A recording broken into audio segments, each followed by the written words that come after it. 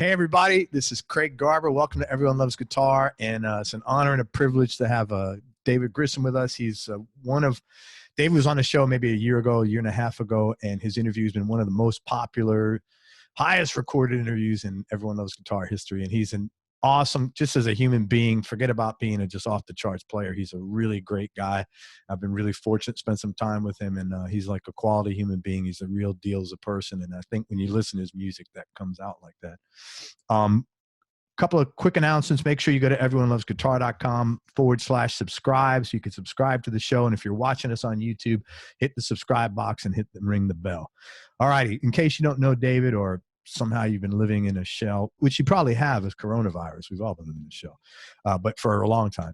Quick info is on his background. Brilliant guitar player out of Austin, Texas. Like I said, he was on here a while back. And I'm going to include, if you're listening to the audio, actually, I'll include the original show with David at the end of this. So don't after this interview, you get to hear that. It's a great episode. Anyway, he just released his first live album. It's called Trio Live. It's a great record. The songs are really cool. The mix is phenomenal. And as always, David's tone is killer. And it really, you know what? I've read this and I never really was sure what that meant. If I read reviews, it says really captures the warmth of a small club. But I thought about that when I was listening to it. I said, I finally get it, what that means, man. It really captures the warmth of a small club, and just the togetherness of the band. It was great. David's toured and recorded with John Mellencamp on 3 records, Joe Ely, Storyville, the Allman Brothers Band, the Dixie Chicks, Chris Isaak, Robben Ford, the Fabulous Thunderbirds, Ringo Starr, Buddy Guy, John Mayall, and others. He's also a very good songwriter, and his songs have been recorded by Trisha Yearwood, Ann Womack, John Mayall, Shannon Curfman, and Storyville, just to name a few. He's got his own PRS signature guitar, which is like every guitar player I've had on this show, and I've had 700 almost at this point, that has a PRS, owns David's guitar. So if you're in the market for a guitar, check out David's PRS.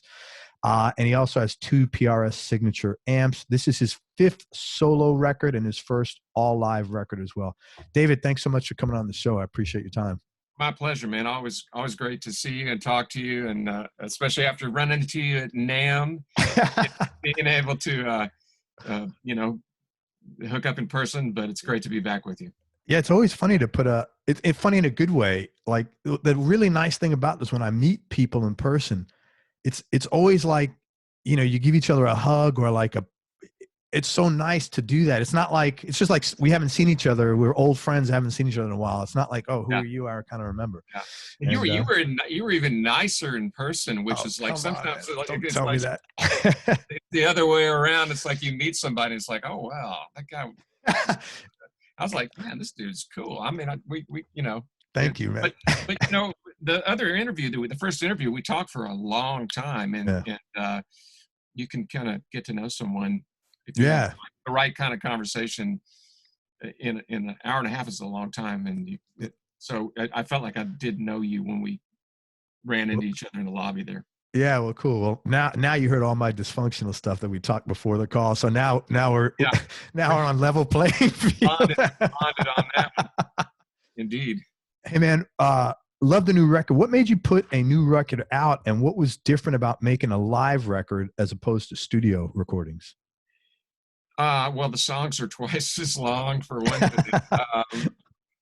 I've been doing a residency at the Saxon Pub for 9 years now, and just at this point in my life, those gigs are pretty much the most fun I've had. I have at this point in my life, and I think have allowed me to sort of grow as a player in a way that the other things I've done certainly contributed to as well. But this band situation and this ability to go in there every week, and there were no rules, and an audience that was totally open to that happening and responded when, sometimes when you would really go for something, even if you didn't quite get there, they could pick up on that energy of you going for it. I was like, I just had this, I kind of woke up one morning, I'm like, why am I not recording these shows? And I also wanted to make a guitar record. My records in the past have been sort of half my singer-songwriter part of my personality, and then the other half of the instrumental guitar player part of my personality. And I just wanted to make a full electric guitar record. There's no overdubs, there's no acoustic guitars, there's, you know, only 2 vocal songs, and you know, like, there's only 8 songs, but it's almost an hour long. Yeah, it's an hour of music. It's great, man. So we recorded, the Saxon has a digital board, and the whole record was recorded onto the digital board with about a $7 flash drive, thumb drive stuff in it. No line check, no sound check. So it was mixing it was an interesting experience, but I had the luxury with the $7 flash drive of recording several nights, and the most time-consuming part of the process was to go listen to everything, to see, you know, what to pick the best performances. But that was a luxury, in that I really feel strongly about. I mean, I'm just really proud of every song, and felt like that captured something really good. That the thing that I'm always going for, which is when something happens that hasn't happened before, and it's equally divided amongst the musicians that are all up there. It's not like one guy's playing great and the other 3 are kind of just keeping up. This was a true 3-way conversation. And although I do play as a quartet sometimes, I only put trio. I only recorded the nights I was trio. I really just wanted to have that totally wide open palette. I think it's really great to have a rhythm player behind you at times, and to trade off solos. And, you know, if you're tired, it's a lot easier not to have to take all the solos. But this is just I just wanted to do it, and made it happen.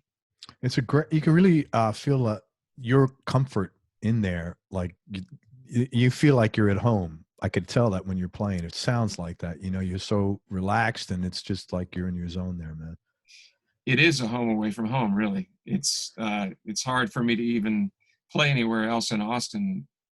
This was because I'm so used to that room and the crowd, the people that come see. I mean, half the crowd every week are the same people. I was going to ask you that. Yeah. So like you've got music friends there, like that look forward to seeing you every Tuesday. Yeah, and it's really, really heartwarming to see the same faces come back. And, you know, inevitably there's always some people from out of town that come through, which is nice. Like you know, to know that outside of Austin, there are people that are aware of what we're doing. And I don't know, man, we have, I mean, there's been in the 9 years, I can count on one hand the nights that I felt like were kind of like not really happening. And even then, I don't think the crowd minded. You know, it was still by my standard, it's been the track record has been, it's just really fulfilling. That's awesome, man. And it's the hardest part about the quarantine period we're in right now is missing that gig. It's undoubtedly the one time a week that, I mean, I knew I was going to miss it, and I have guarded that Tuesday night with my life, because if you give it up, there's about 100 bands in Austin that would take that slot in a heartbeat. I just can't. It's become so apparent to me as we're in 2 months into the thing or whatever more. It's a real spiritual thing. I mean, that gig for me, and to make that connection at that level it's meaningful. It's also kind of addictive.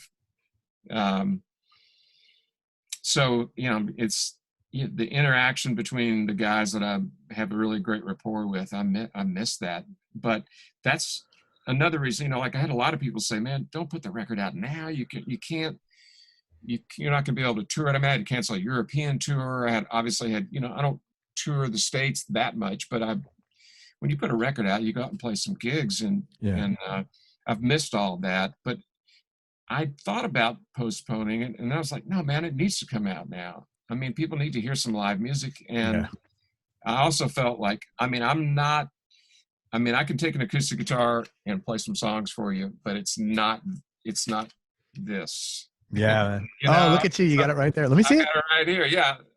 And Very cool, man. Yeah, it's my Economy with Dignity. I mixed it. I did the cover. That's awesome, man. I'm mailing them out personally, you know. You did the mastering. Was there mastering and mixing, or I had it mastered, but I yeah, mixed. that's very cool. I mixed it and then had it mastered.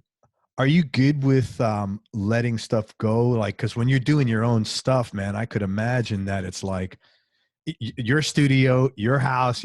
You know, you could be out there 2 a.m. Well, let me just tweak. No, I'm not really good at letting it go.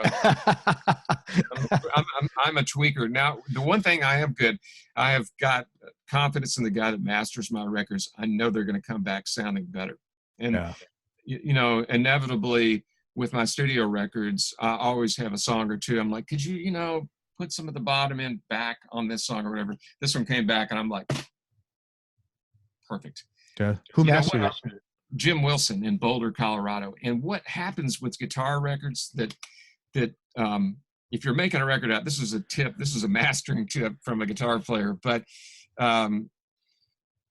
you know, people, mastering engineers and record companies are used to hearing records with a certain amount of width, which includes a lot of top end sometimes. And so that can really, it can change your whole tone. And Jim knows that I don't want my guitar brighter, but I've also learned to mix in such a way that you've got to leave something for the mastering engineer to do. If you deliver it all bright and shiny and compressed and everything, there's really no point. He's just basically a volume. He's just turning it up, you know, to CD level. So I've learned, I think, better to, if I don't want the guitar to get brighter, to leave something else brighter, so that the mastering engineer can't add too much top because the hi-hat will get really out of control, or, you know, whatever that may be. And in this record, everything, we're so close together and we play really loud, everything was in every mic. Right. So it was like I couldn't get rid of the hi-hat. It was, you know, the cymbals and the hi-hat were like, holy cow. Always there.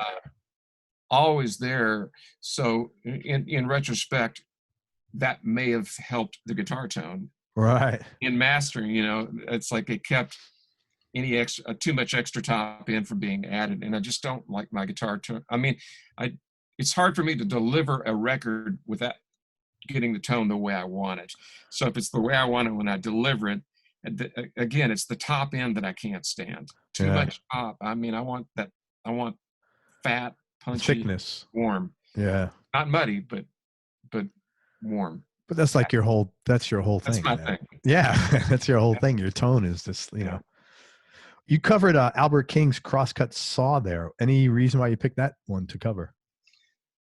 Well, I've been playing that song a long time, and you know, I covered 3 blues songs on the record, and I didn't know. What are the other 2 that you covered? What are the "Don't Lose Your Cool" is an Albert Collins tune. Okay, I didn't know that. And "The Open" is Freddie King. And so I did not know. I'm a huge Freddie King fan. I didn't even know that. Yeah, "In the Open," it's one of his early instrumentals, and "In the Open" we've played. I think we maybe in 10 years or 9 years have played it 2 or 3 times. What made you pull it out? I just, you know, I was just going through on one of the nights I recorded, we played it. And I just bring like, you know, a 50 song sheet and call them as I feel them that night. Oh, is that how you do? Yeah. Yeah. And I didn't want to put anything on the record that I'd recorded live before. Okay. And also, again, because of the bleed, the vocal tunes were really difficult to pull off. And so there was just too much. Everything was coming into the vocal mic. Yeah. And so to make the vocal sound halfway decent at all, to EQ it or compress it, it just brought everything else up. But Crosscut Saw and Never Came Easy to Me are both kind of, when the vocals are happening, the dynamic is fairly low. And so it was not an issue. I actually tried to redo the vocal on one of we got Did you really? incredible performances on a couple of other songs that I really wanted to put on, but I just couldn't get the vocal to sound right. So I tried to re-sing the vocal, and it was just the bleed from the original track was in everything. So that was like off the table. Oh, you couldn't. Yeah. The couldn't vocals came out really, the vocals are not taking over everything on any of the tracks, man. No, they're just live. Yeah, They're live. I yeah. mean, they're live, and also I mixed in a lot of the room mics. They have room mics in there. I just really wanted you to feel like you were at a table, and you can hear people ordering drinks in a couple of quiet. Yeah, yeah. Well, just the whole thing, the way you open it up, it's like, you know, it was really cool. It was nice to hear you doing that, because I've not seen you live, so it was really nice to hear. I mean, you're a very humble cat, but you could just see, you know, that's your audience. You get a sense of what it's like to be at the gig. I mean, really, I really feel like that's what I wanted to do. If you can't make it to the Saxon, this is what it's like. And it really, this is what it's like on a good night. And so back to Crosscut Saw, I just, I've been playing that song forever, and I just kind of landed on a little different way of approaching the song. And that song is it's public domain. It was originally written in the 30s. Oh, and wow. I forget who originally wrote it, but there's a copyrighted version of it that Albert King actually copyrighted his version, I believe. So I don't know the technicalities of it, but it is, you know, it's listed as public domain. That's great. And, so this is sort of my version of it, you know, the voicings of the chords. It's sort of like a rumba, you know, his version is what I would call like a rumba, Latin-y kind of groove. And my version is sort of filtered through the lens of, I don't know, Daniel Lanois or something. I don't know. It just seemed like, you know, if you're going to do a blues, something that I was going to play on a regular basis that was a blues standard, I wanted to do my own thing with it. And, you know, I had 3 versions of that song that were really good. To pick from. And man, that was the hardest, maybe the hardest choice I made about which version to pick. And the one I picked, I think, was more the more adventurous of the 3, although the other 2 I was really happy with the other 2 as well. But the intro to that, and we never played it like that before, and we'll never play it like that again. And that's what I like people to I hope that people pick up on, is the spontaneity and the organic nature of the performances. It's like I said, I finally captures the warmth of a small club. I mean, I didn't like research that, but then when I heard it, now I get it, because I always read that, you know, in old magazines or whatever. You know? Yeah. I want to talk about a couple of tracks that I really enjoyed there. Lucy G, the opening, that is really showcasing your tone. I mean, that's David Grissom. It's a great upbeat tune to open a live set. What's the backstory to that particular track? Well, you know, with an instrumental, there's not the same kind of backstory as with a vocal tune, but a lot of instrumentals that I write come about by, I'm not a real practicer. Like I was at one point in my life. I would practice specific things and take lessons and go through courses, and, you know, I had a progression to my learning, and I would, you know, a teacher would say, this week we're going to do this song, and have, you know, I would have the motivation to come back in and not embarrass myself. But these days I do practice some, but it's more, what I do is I try to play myself into something that I haven't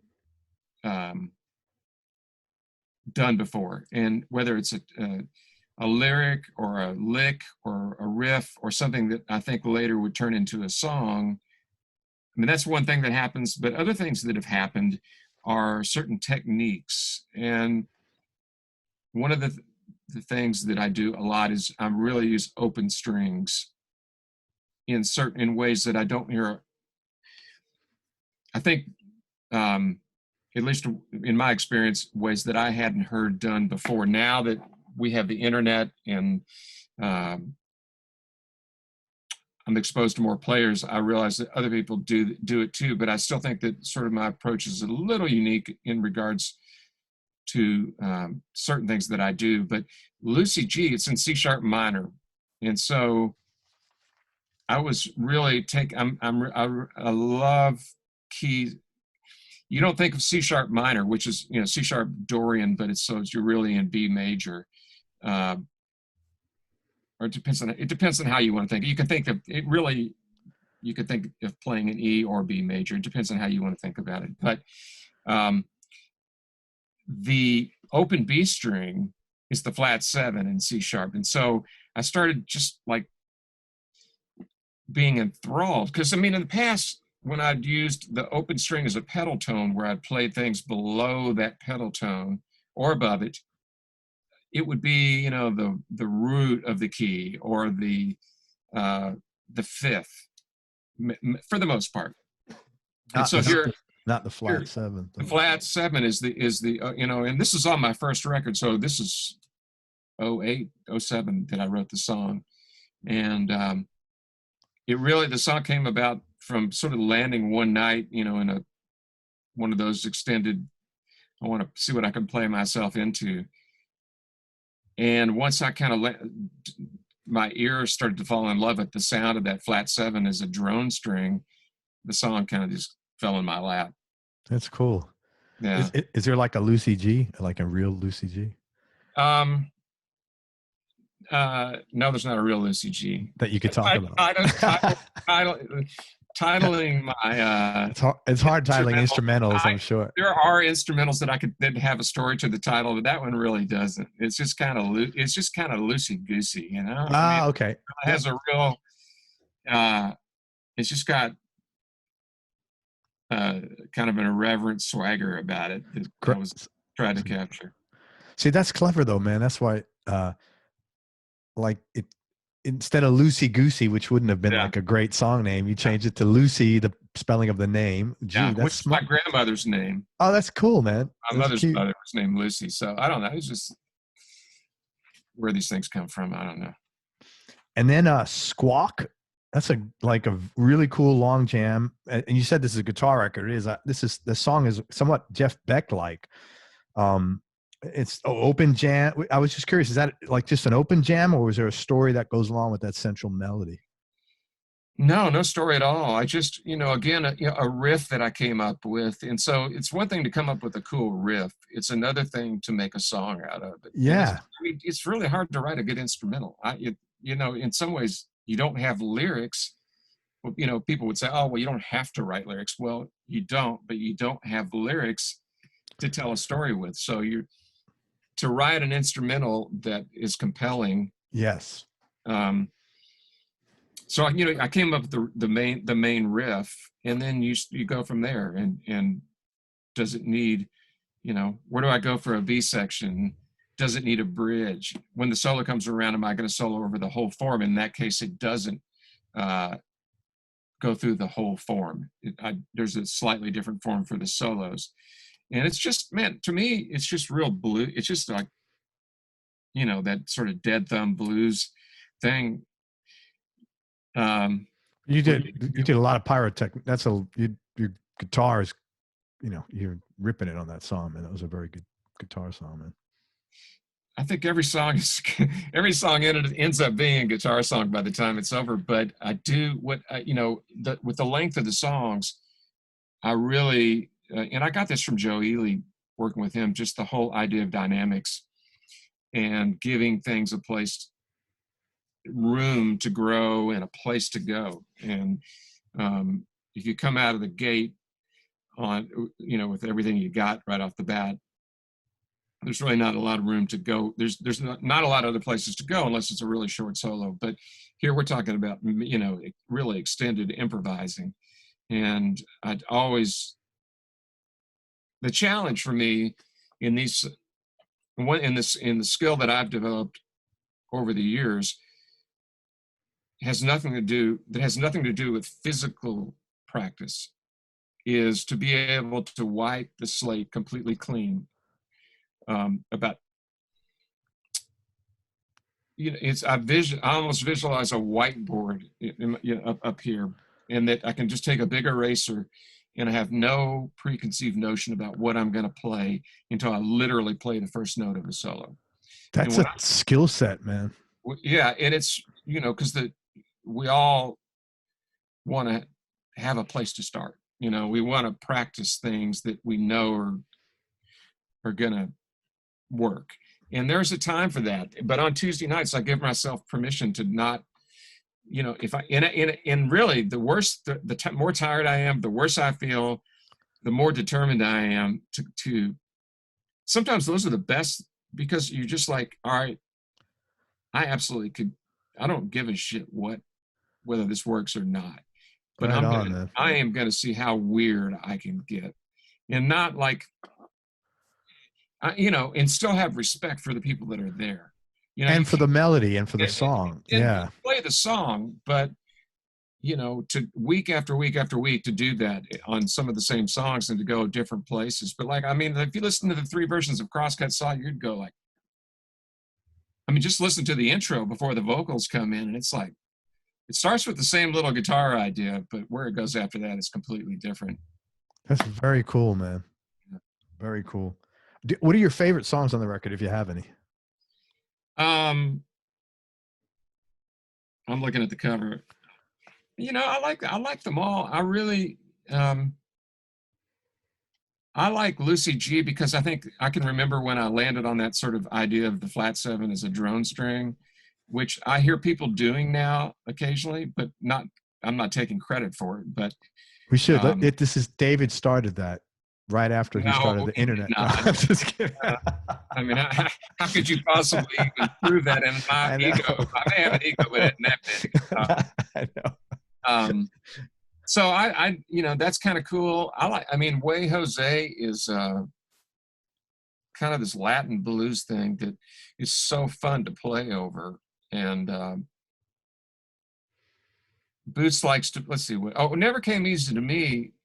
I'm really proud of that song, you know, lyrically. And it's a nice long song. It's a long song, and it, I mean, I lyric from a lyrical standpoint, I really like the song a lot. And there's having put out 4 other records, I can go back and tell you songs that I would not write today, but that's one I think I'll always play. I like the whole record, man. I'm awesome. Unequivocally, I'm proud of this one. I think I actually got it right. I think you did too. We could change this into a political commercial. I'm David Grissom, and I endorse this record. Well, I mean, it's hard to pick out a favorite song. I mean, you know, I wish I'd written Crosscut Saw. I mean, you know, that would be my favorite song if I had written, you know. Yeah, right on. And I like I mean, performance-wise, I think that one in really came off great, and mainly because of Chris Marsh on bass and Brian Austin on drums that played on that song. I mean, it's a 3-way conversation, and you know, those guys can play rings. They can play music that I cannot play, and they have an incredibly wide vocabulary. And are those your regular guys? Brian, the drummer, has played 90% of the gigs over the 9-year period. Chris Marish and Glenn Fukunaga are on this record. And so those 2 guys, and then Scott Nelson, who was on the road with Kenny Wayne Shepherd when I was recording this, did not play on this record, but I have a bit of a rotating bass chair. And it's really cool because they all bring their own thing. And one thing, you know, a big part of being a band leader is to sort of honor each, you know, letting go. Yeah. Not like I rarely, I mean, it's an acquired skill. Like, and when we first put the band together, I don't think I had this skill, but I've learned to really just kind of say, man, play whatever you feel and embrace it. And it can be totally different than the way the song was recorded or the way we did it last week. And I'm like, cool. But that's why you said the gig pushes you. It does. Yeah, for that reason. Because, Glenn Fukunaga, didn't he play with like Robert Plant or something at one time? well, we both played one gig with Robert. Oh, both of you guys? Yeah, we were both played a gig with Robert, and then I think he played a gig with him after that as well. But I've known him since I've been in Austin, and he's also, I think he plays with the Dixie Chicks now, and he has done shows with Sean Colvin, and he's great, fantastic. Yeah. Hey man, what do you anything you're looking forward to doing besides getting back to your gig at the Saxon after COVID-19, musically or otherwise? Just want to be around people.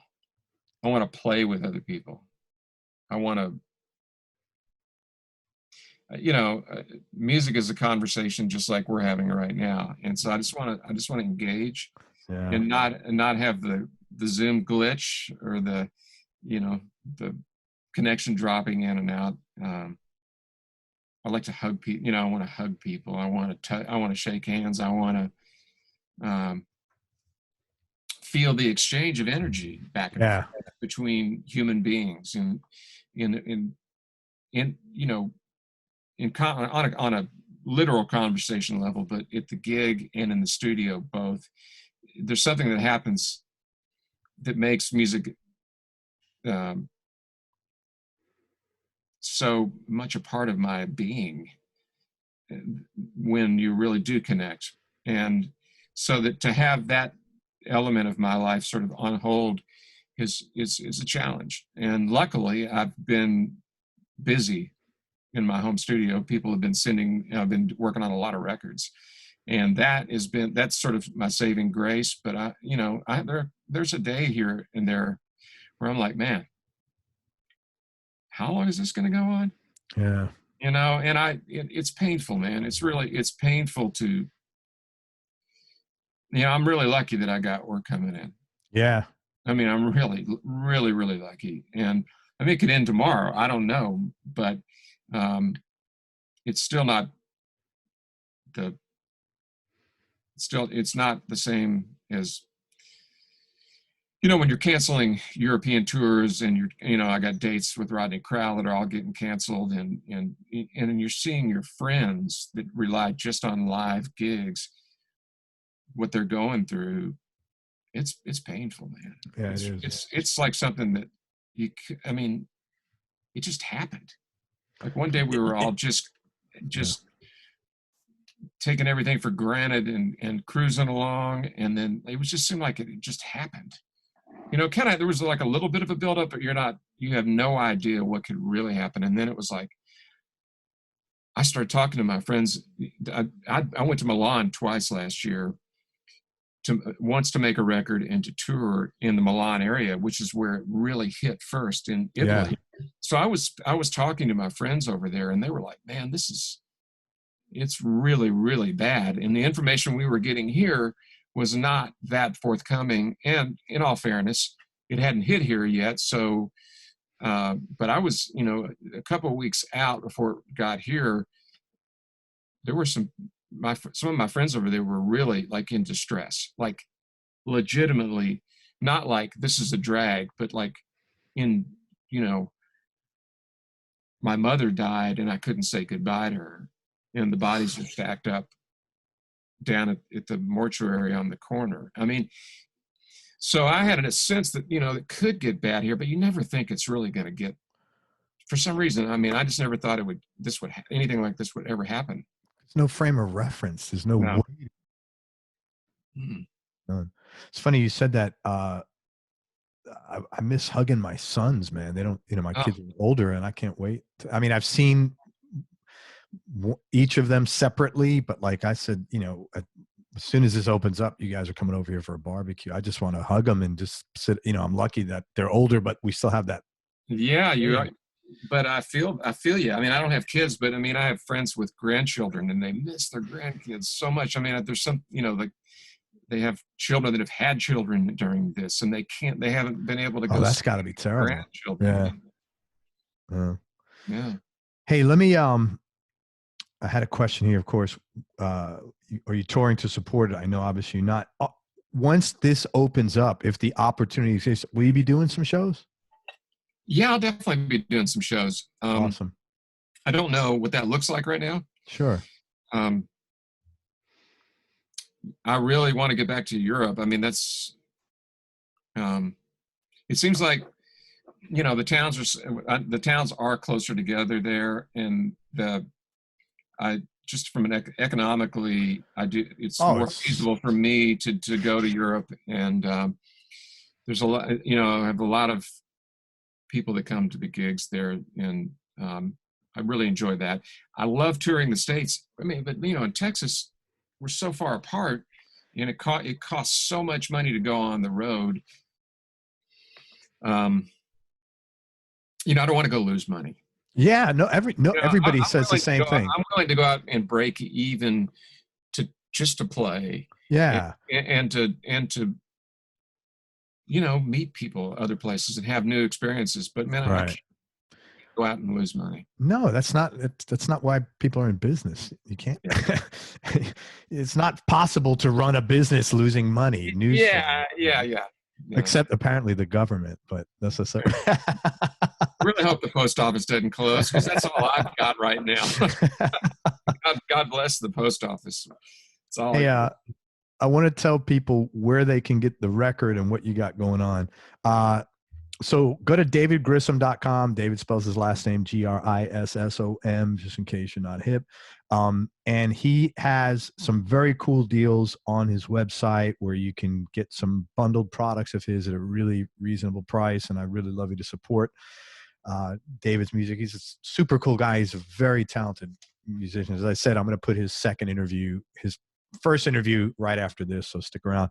Also, he's got a YouTube channel. I would love you to go there and subscribe to it. He's putting up he's getting ready. He's got some stuff up there, but he's getting ready to make a whole series of videos. Some of that with information about the background and how he put the album together. Also, you could find him and follow him on Instagram and Facebook. On Facebook, it's David Grissom Music Page, and Instagram, is it just David Grissom Official? David Grissom Guitar. David Grissom Guitar. If you want to work with David, there's a few capacities you can do that in. First of all, the guy's legit busy as hell. But if you are interested in working with him as far as having him work on tracks for you, he's the right guy. I mean, he's played with tons of professional people, and he's been doing this a long time, and he knows what he's doing in the studio. Also, if you are interested in lessons, he doesn't have tons of slots, but here's, you know, the people that would work best. First of all, if you're a fan of his playing, you got to be an intermediate player. And if you're interested in working with him, I mean, there's a lot of things he could do with you, but like learning his chord voicings, which, as he talked to you about, are kind of unusual and unique to him.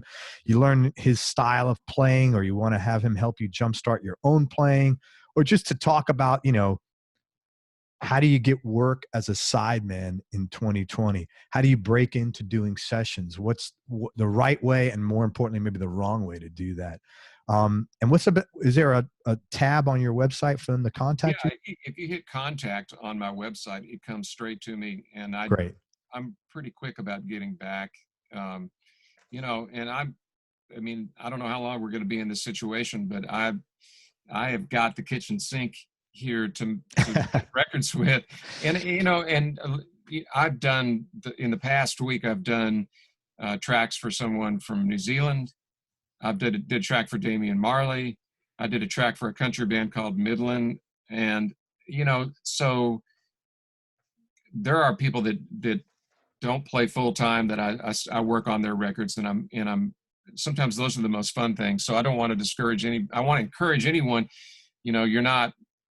If you'd like to have me hopefully play some stuff that would surprise you and elevate maybe what you have going, especially if you're not a full-time artist, I'm happy to do that too. And I love making records, and so I can do that.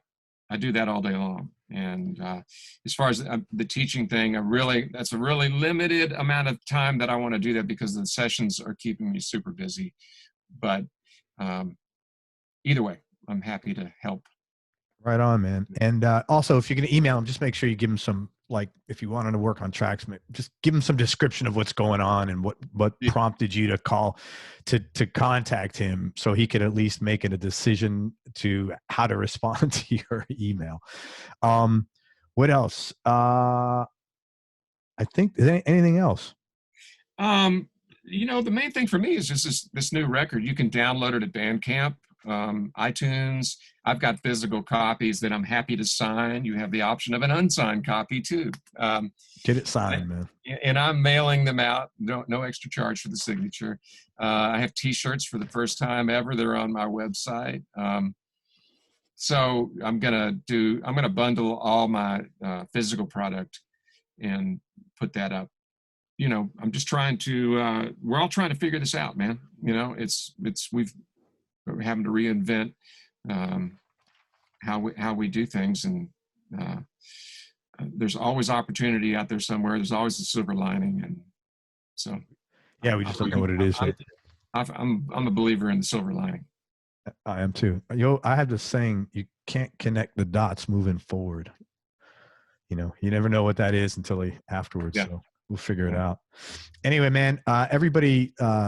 Just check out David's new record. It's called Trio Live, and it's a great record. And support David's music at davidgrissom.com, and YouTube channel, Instagram, and Facebook. Everybody, and thank you, man. Thanks for your time. It's always good connecting with you. I appreciate it. It's nice to see you, Craig. Everybody, thank you so much for listening. Don't forget, I'm going to put David's first interview right following here if you're listening to the audio. Thanks very much for listening. If you enjoyed this, please share it on your social media channels. We appreciate your support. Thanks very much to David Grissom for coming on the show again. He's a super cool dude. And most important, especially nowadays, man, remember that happiness really is a choice. So choose wisely. Be nice, go play your guitar, and have fun. Till next time, peace and love, everybody. I'm out. David, thank you so much, brother. Thanks.